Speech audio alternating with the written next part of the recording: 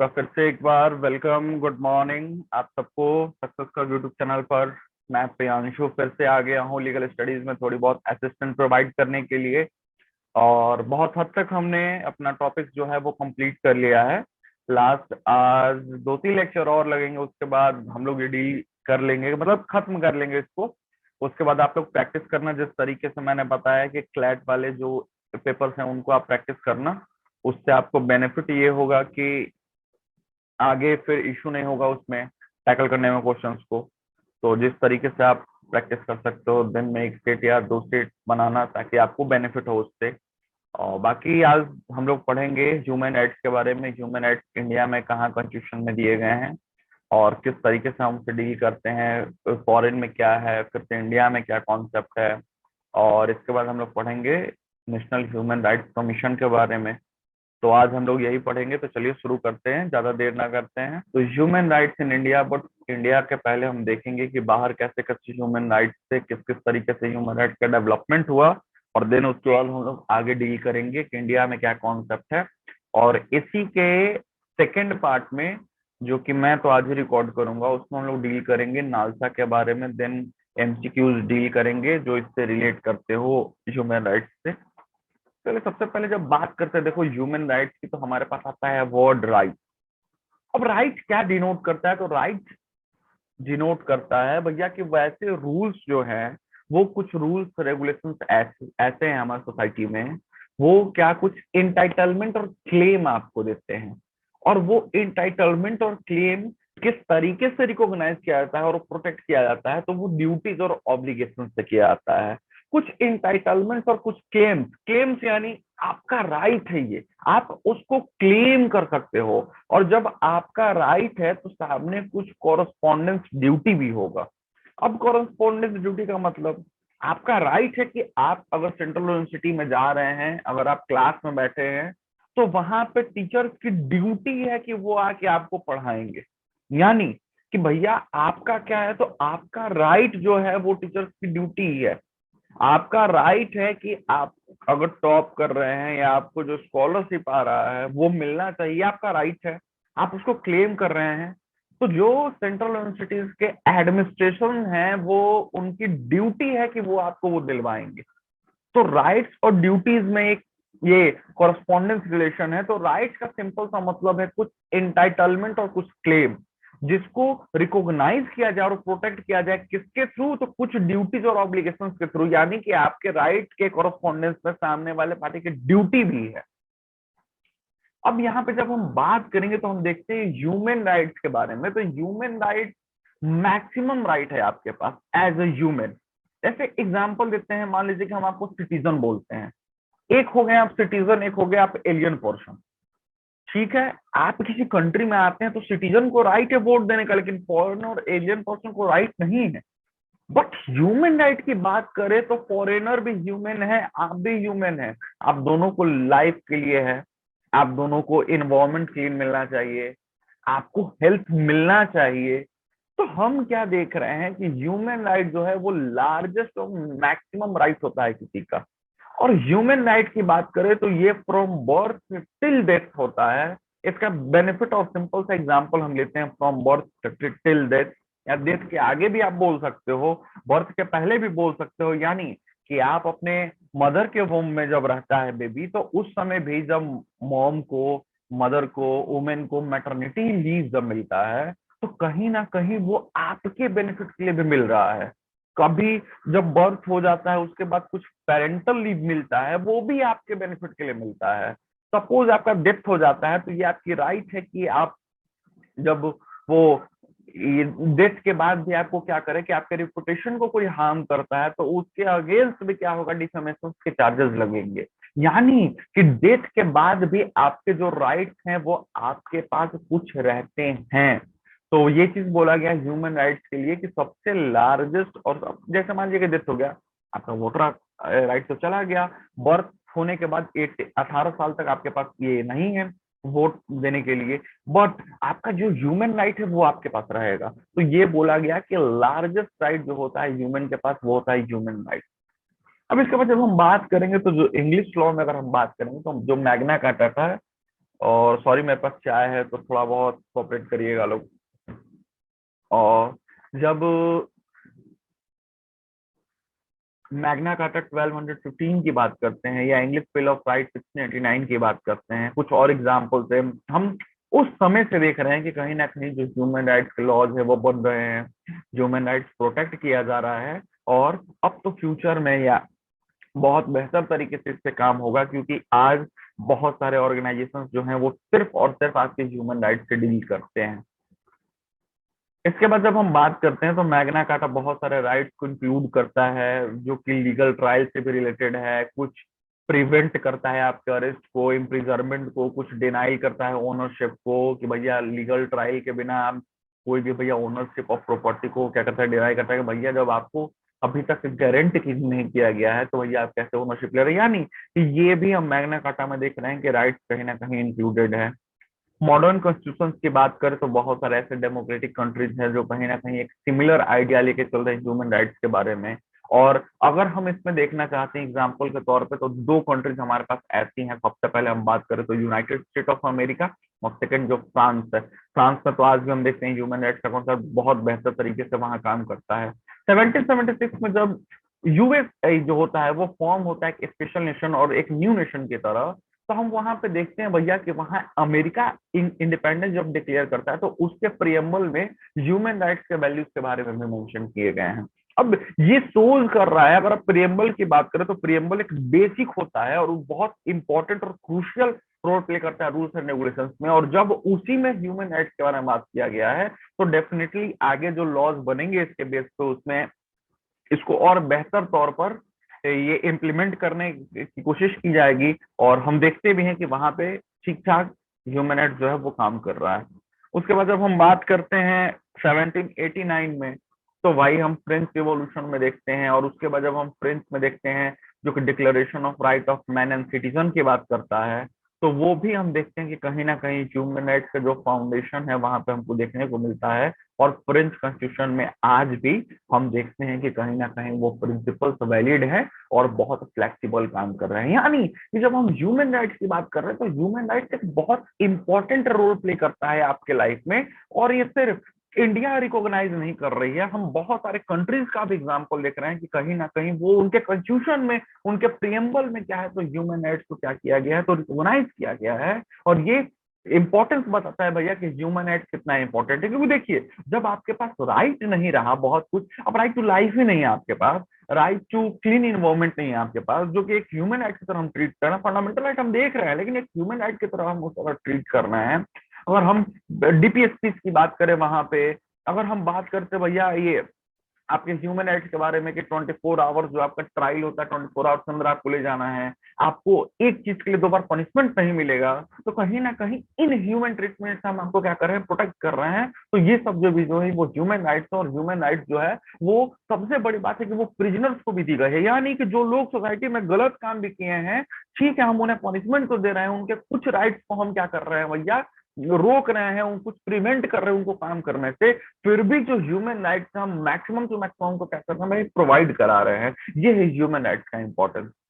जब हम बात करते हैं कुछ एग्जांपल्स लेते हैं तो हम देख सकते हैं international covenant on civil and political act 1976 में भी इसका डील किया गया है। International covenant on economic social culture and convention है economic social and culture rights 1976 में, वहां भी डील किया गया है। कन्वेंशन जो राइट टू चाइल्ड 1990 में है वहां भी इसको डील किया गया है। हम कन्वेंशन और elimination of all forms of discrimination against women देखते हैं, वुमेन, तो वहां भी 1979 में हम देखते हैं कि इसको डील किया गया है। और ये बहुत ज्यादा इंपॉर्टेंट कन्वेंशन था जहां पे हम बहुत सारे डिस्क्रिमिनेशन को क्या कर रहे थे, एलिमिनेट करने की बात किए थे।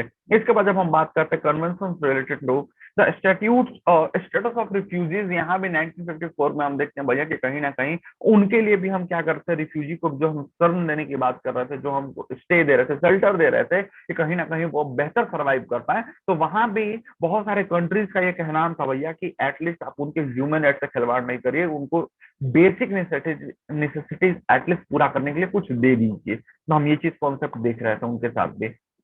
इंडियन कॉन्स्टिट्यूशन की हम बात करेंगे तो कॉन्स्टिट्यूशन जो है वो बहुत बड़ा और बहुत ऑर्गेनाइज्ड फ्रेमवर्क जो है वो इन्वॉल्व करता है इनके लिए। प्रियम्बल की बात करें जस्टिस की बात की गई है, सोशल वहां पे बात किया जा रहा है, वहां पे सेकुलर जो रिलीजियस एस्पेक्ट को हटाने की बात की जाती है, लिबर्टी की बात की जा रही है। कहीं ना कहीं वो हम किसको दे रहे हैं भैया, तो वो हम ह्यूमन को दे रहे हैं। ह्यूमन है जो, उनको वो सब हम राइट प्रोवाइड कर रहे हैं, और उनको राइट प्रोवाइड कर रहे हैं तो हमारे गवर्नमेंट, हमारे एडमिनिस्ट्रेशन, हमारे बहुत सारे ऑर्गेनाइजेशन जो गवर्नमेंटल ऑर्गेनाइजेशन हैं, इंस्टीट्यूशन से उनकी ये ड्यूटी बनती है कि वो आपके राइट को क्या करें, वो प्रोटेक्ट करेंगे। इसके बाद हम जब पार्ट 3 की बात करते हैं तो पार्ट 3 में हम बहुत सारे एस्पेक्ट देखते हैं, जैसे मैंने प्रिजन की बात की, राइट टू लाइफ की बात की। उसके बाद अगर आपको अरेस्ट को स्टडी या डिटेंशन किया जाता है, जो आर्टिकल 22 में कुछ डील किया गया है, तो बताता है कि आप किस मैनर में करिएगा आपको। उसके बाद आर्टिकल 23 24 पढ़िएगा तो वहां पे दिया गया है कि भैया हम चाइल्ड लेबर नहीं कराएंगे, और चाइल्ड लेबर भी कराएंगे तो किस किस तरीके से करेंगे हम। ये आपको ट्रैफिकिंग नहीं कर सकते हैं ह्यूमंस में। तो कहीं ना कहीं हम देख रहे हैं कि ह्यूमन के प्रोटेक्शन के बारे में बहुत कुछ हमारी गवर्नमेंट और हमारा कॉन्स्टिट्यूशन, हमारा लॉ जो है वो सोच रहा है। उसके बाद हम सोच क्या रहा है, इम्प्लीमेंट भी कर रहा है। पार्ट 4 की बात करें, जो DPSP directive principle of state policies है, ये डेफिनेटली डील करता है, पूरा पूरा डील करता है भैया किससे, तो ह्यूमन राइट्स के बारे में ही डील करता है, जिसमें ह्यूमन ट्रीटमेंट दिए गए हैं, फ्री लीगल एड की बात की गई है, equal pay for equal wages की बात की गई है। उसके बाद एक फेयर वेज की बात की गई है भैया कि आपको एक किस तरीके से वेज देना चाहिए। आर्टिकल 41 में बात किया गया भैया कि वर्क प्लेस में किस किस तरीके से क्या क्या माहौल होना चाहिए, वर्क प्लेस कैसा होना चाहिए, ताकि जो एम्प्लॉय है वो कितना फ्लेक्सिबल वहां पे काम कर रहा है। तो ये सब चीज भी हमको वहां देखने को मिलता है। इसके बाद हम बात करते हैं भैया, तो जो हमारी फंडामेंटल ड्यूटीज है 4A में, वो भी डील करता है, जो 10 तरीके की ड्यूटीज बताई गई हैं उसमें, ये भी डील करता है कहीं ना कहीं इसी एस्पेक्ट के बारे में। तो अगर आपसे कॉन्स्टिट्यूशन में कोई पूछता है कि कहाँ है, तो प्रियम्बल में है, पार्ट 3, पार्ट 4, पार्ट 4A। लेकिन मेनली कहाँ पे आपको लगता है, तो मेनली जो लगता है वो 4 में लगता है, जो हमारा director principle of state policies है। इसके बाद जब हम बात करेंगे नेशनल ह्यूमन राइट्स कमीशन की, तो ये एक स्पेशल लेजिस्लेशन पास किया गया था ह्यूमन राइट्स को प्रोटेक्ट करने में 1993 में। और वहीं पर हम एक स्टैब्लिश करते हैं उसी एक्ट के अंदर नेशनल ह्यूमन राइट्स कमीशन, एक इंडिपेंडेंट इंस्टीट्यूशन को, जो क्या करता है, प्रमोट करता है और प्रोटेक्ट करता है आपके ह्यूमन राइट्स को। अब इसमें हम बात करते हैं तो ये क्या करता है भैया, तो स्टेट ह्यूमन राइट्स कमीशन की बात करता है। नेशनल ह्यूमन राइट्स कमीशन बन गया, एक अपर लेवल पर बन गया, एक सेंट्रल लेवल पर बन गया। अब हमें क्या करना है भैया कि वही स्टेट में भी लागू करना है। तो एक इंस्टीट्यूशन इतना कैपेबल नहीं है कि हर जगह आपके राइट्स को प्रोटेक्ट कर पाए। इवन जब आपके घर में आपके राइट्स इन्फ्रिंज किए जाते हैं, तो वहां पे आप नेशनल ह्यूमन राइट्स कमीशन को नहीं बुला सकते हैं। उस कंडीशन में आपके पास स्टेट ह्यूमन राइट्स कमीशन है, कुछ उसके भी फर्दर डेलीगेट्स हैं जो उस पर कहीं ना कहीं वर्क कर रहे हैं। तो हम स्टेट्स में देखते हैं कि state human rights commission, national human rights commission देख रहे हैं, तो उसके कंपोजिशन की हम बात करते हैं। तो एक चेयर पर्सन होता है, जो कौन होता है भैया, तो सुप्रीम कोर्ट का फॉर्मर चीफ जस्टिस हो सकता है। और कुछ अदर मेंबर्स कौन होते हैं, तो एक फॉर्मर जज हो सकता है सुप्रीम कोर्ट का, या प्रेजेंट जज हो सकता है। दूसरा दूसरा कौन होगा, तो या तो प्रेजेंट जज होगा, या कोई फॉर्मर जज होगा हाई कोर्ट का। कुछ दो अदर मेंबर्स रहते हैं जिनके पास स्पेशल एक्सपीरियंस रहता है उन सब फील्ड्स में जो ह्यूमन राइट्स केसेस लड़ रहे हैं। एडवोकेट्स हो सकते हैं, कुछ डॉक्टर्स जो बहुत ज्यादा एक्सपीरियंस रखते हैं। और इन सब के अलावा एक सेक्रेटरी जनरल होता है, जो चीफ एग्जीक्यूटिव ऑफिसर होता है, जो एडमिनिस्ट्रेटिव ड्यूटी जो कमीशन के होते हैं वो क्या करता है, वो डिस्चार्ज करता है। तो ये जो ह्यूमन राइट्स है, इसका इतना इंपॉर्टेंट रोल है कि देखिए जो कमीशन भी बना है उसमें वेल इंटेलेक्चुअल ऑर्गेनाइज पीपल्स को रखे गए हैं, जिनके पास वेल क्वालिफाइड एक्सपीरियंसेस है, जो उन चीजों को टैकल करते शुरू से आए हैं, वो बेहतर तौर पे इसको इम्प्लीमेंट कर पाएंगे सोसाइटी में। तो ये भी हम लॉज या गवर्नमेंट का एक स्पेशल और बहुत बेहतरीन स्टेप कह सकते हैं हमारे राइट्स के प्रोटेक्शन के लिए। इसके बाद जब हम बात करते हैं तो जो चेयर पर्सन और मेंबर्स होते हैं उनको प्रेसिडेंट अपॉइंट करते हैं, लेकिन एक कमेटी के रिकमेंडेशन पे। अब कमेटी में बहुत सारे लोग रहते हैं, यानी कि देखिए कि ऐसा नहीं है कि कोई बोल दे कि ये गवर्नमेंट बायस्ड कमेटी है, तो नहीं। यहाँ पे आप देखो, आप प्राइम मिनिस्टर दिखेंगे आपको, speaker of the house of people Lok Sabha दिखेंगे, मिनिस्टर ऑफ होम अफेयर्स दिखेंगे जो कि सेंटर में है, leader of opposition in Lok Sabha दिखेंगे, leader of opposition in council of state जो राज्यसभा में वो देखेंगे, और डिप्टी चेयरमैन है और जो राज्यसभा में उनको देखेंगे। तो आप देखोगे कि एक वाइड एम्बिट में इनको लेके जा रहा है। तो जो भी कमीशन बनता है वो कहीं ना कहीं हर कोई के राइट के प्रोटेक्शन के लिए बनता है। और बेहतर तौर पे ये काम भी कर रहा है हमारी सोसाइटी में। हमें अफसोस इस बात का है कि हम क्या कर रहे हैं, तो हम बहुत ज्यादा अवेयर नहीं है अपने राइट्स के बारे में, हम बहुत ज्यादा इन कमीशंस के बारे में अवेयर नहीं है। अब जब हमारे पास मोबाइल है तो हम क्या करते हैं कि मोबाइल को सिर्फ फेसबुक, इंस्टाग्राम, ट्विटर वगैरह यूज तो करते हैं, लेकिन उसका बेनिफिशियल यूज कब, बहुत हद तक कैसे किया जा सकता है, वहां से हम कहीं ना कहीं अपने आप को अभी बहुत पीछे रखे हुए हैं। अगर आप एक ट्वीट करते हो तो बहुत बेनिफिट होता है, आप जीमेल का किस तरीके से यूज कर सकते हो, बहुत सारे जो वेबसाइट्स बने हैं गवर्नमेंट के, वहां पे अगर आपको कुछ इश्यू है तो आप किस तरीके से कंप्लेन कर सकते हो।